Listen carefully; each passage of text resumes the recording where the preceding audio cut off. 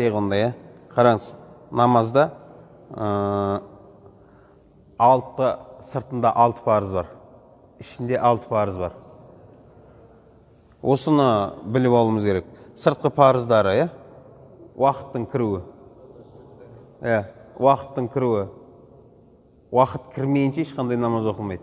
Сіз мысалы 5-інде уақыт кірмей жатып оқып қоятын болсаңыз, уақыт кірген кезде не болады? Ана намаз тәрк болады. Қайттан оқисыз. Одан кейінгісі таза жер табу, одан кейін өзіңіздің таза үстіңізді тазарту, және не? Әурет жерді жабу, одан кейін қыбланы табу. Қыбланы іздеу міндет. Және ниет. Ниет парыз, қараңыз, біреудің үйіне барған болатын болсаңыз, сізге қыбланы сұрау міндет болады. Сұрап алуыңыз керек.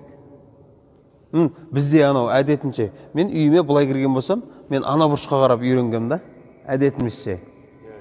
Біз біреулердің үйіне кірген кезде солай елестетеміз. Осы жақ бізге бұрыш жақты көрінеді да. Кейбір кезде аласта оқып жібересіз қоя. Сіз қайталап намазыңыз дұрыс болмай қалады. Бір күн бізде мынандай нәрсе болды. Бір үйге бардық, Құран сабақ болып тұратын.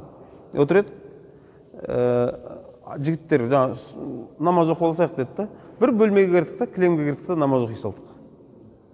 Бір кезде ұстазымыз келді да, осы әңгіме қолдан қозғалды, сөйтіп айтты. Сендер ана кілемде оқыдыңдар ма, иә? Ол үйде кішкентай балдар бар. Ана кілем таза ма, таза емес па? Үйдің егелерінен сұрадыңдар ма? Сұраған жоқпыз деп намаздарын қайттан оқыңдар деді. Неге? Таза жер табу емес, таза жер іздеу парыз еді ғой. Біз парызды орындамадық қой. Сөйттік та намаз қайттан оқып алдық.